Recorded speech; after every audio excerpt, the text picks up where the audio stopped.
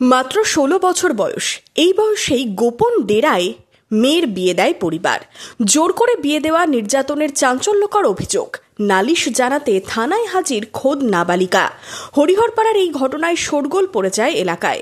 নাবালিকার বিস্ফোরক অভিযোগ, মাসখানেক আগে তার বিয়ে দেয় পরিবার, তারপর থেকেই চলতো নির্যাতন। বয়স তার ৩৫। সে আমাকে অত্যাচার করতো, তার নিজের ইচ্ছায় আমি বাড়ি থেকে একা চলে এসেছি। এতে কেউ আমাকে নিয়েও আসেনি, কারোর সাথেও আসেনি, নিজের ইচ্ছায় বাড়ি থেকে একা রাতে অন্ধকারে চলে এসেছি। নাবালিকাকে জোর করে বিয়ে এবং নির্যাতনের অভিযোগ পাওয়ার পরই তার বাবা ও স্বামীকে গ্রেপ্তার করেছে হরিহরপাড়া থানার পুলিশ। বৃহস্পতিবার রাতে নাবালিকার লিখিত অভিযোগের ভিত্তিতে তাকে উদ্ধার করা হয় এবং অভিযুক্তদের গ্রেপ্তার করা হয় বলে জানিয়েছেন হরিহরপাড়া থানার আইসি। ধৃত দুজনকেই ৩ দিনের পুলিশ হেফাজতে নিয়েছে হরিহরপাড়া থানা। আমার কাছে লিখিত অভিযোগ দায়ের করেন এবং সেই অভিযোগের ভিত্তিতে একটি কেস হয়, যাতে আমরা ওই মেয়ের যিনি হাজব্যান্ড তাকে আমরা অ্যারেস্ট করেছি এবং মেয়ের বাবাকেও আমরা অ্যারেস্ট করেছি।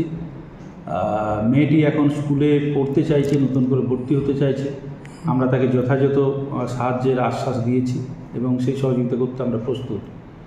আর দ্বিতীয়ত হচ্ছে, মেয়েটির আজকে স্বাস্থ্য পরীক্ষা হবে, তার জবানবন্দি কোর্টে নেওয়া হবে এবং যারা অভিযুক্ত ব্যক্তি আছে দুজনকে, তাদেরকে আমরা পুলিশ রিমান্ডে নিয়ে আসছি।